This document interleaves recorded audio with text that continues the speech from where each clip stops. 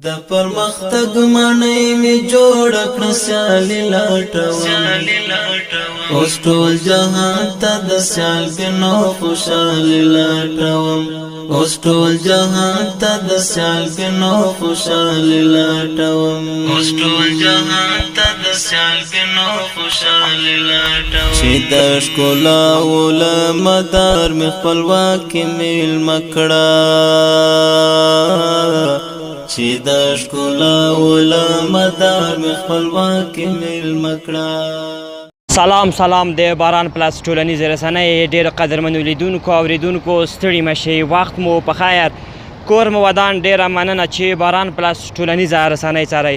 زه غلام رحمان احمدي یم راغلی یم ستاسو درانه چوپړ ته. هیلهمند یم چې تر پای شیبو پورې راسره ملتیا وکړئ. د پولیس اخته سیمه ده، دلته ډېری وخت د دې پله لاندې معتادینو ژوند تېرولو.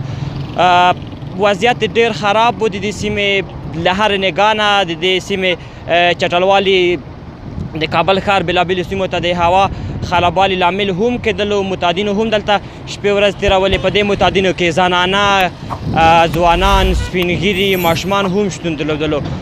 ډېری کلونه همدلته دوی ژوند کولو، خو د چا پاملرنه ورته نه وه شوې. د اسلامي امارت په راتګ سره د مسؤلو کسانو په مرستې سره دغه سیمه اوس د دې ډول کړنو څخه پاکه شوې ده. خوشبختانه ویلی شو چې هغه معتادین چې دلته ژوند تېرولو ښځینه ناروغان یې ښځینه روغتونونو ته تللي دي، نارینه معتادین نارینه روغتونونو ته تللي دي.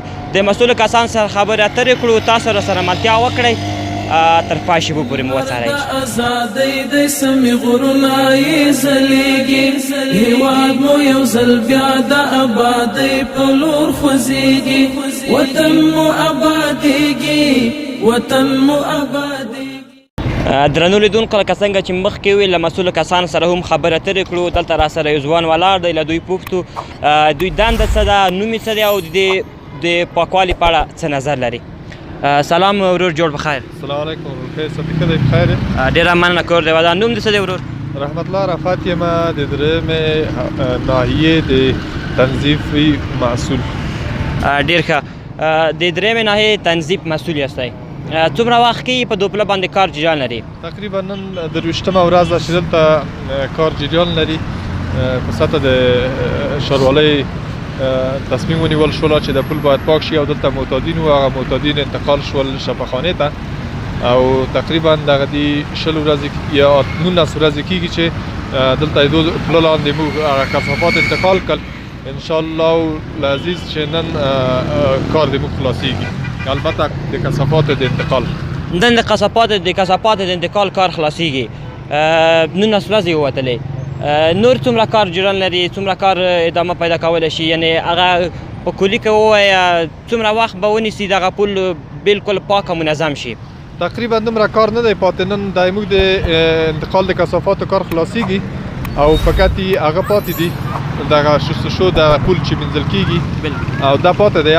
بنان د رنګمالۍ مسؤلین هغه راغلي دي، هغه رسي رنګ آموزي د هغو مربوط کېږي، انسجام ترافیکي چې د هغو مربوط کېږي، او کار انشاءالله په 2 هفته کې شاید خلاص شي.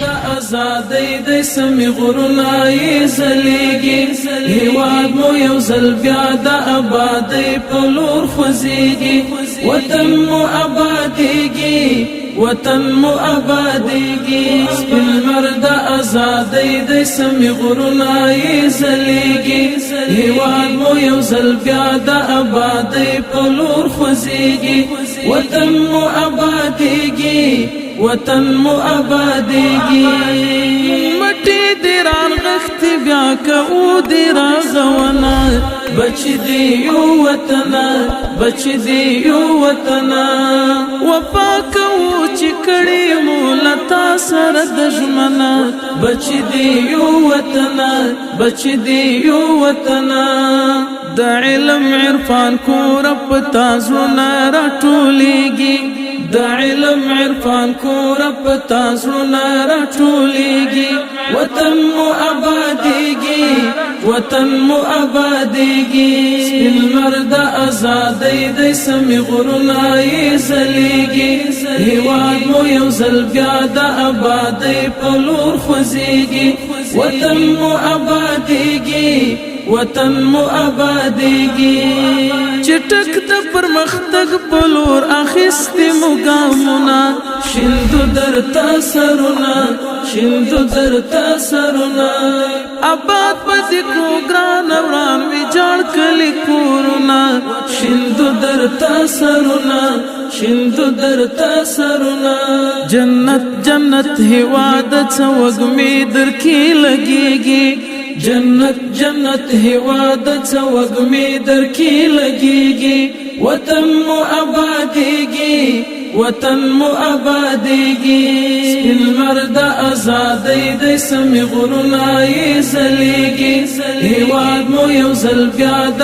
آبادۍ په لور خوځېږي وطن مو آبادیږي وطن مو آبادیږي زلمو درنه قربان کړلې ځوانۍ څومره حسینې یې کور زمونږ د مینې یې کور زمونږ د مینې ایوبي زدرانه ورمکړې د تن غوښې او وینې یې کور زمونږ د مینې یې کور زمونږ د مینې د امن سپین بیرغ دې نن په هر لوري رپېږي د امن سپین بیرغ دې نن په هر لوري رپېږي وطن مو آبادیږي وطن مو آبادیږي سپین لمر د ازادۍ دی سمې غرونه یې ځلیږي هیواد مو یو ځل بیا د آبادۍ په لور خوځېږي وطن مو آبادیږي وطن مو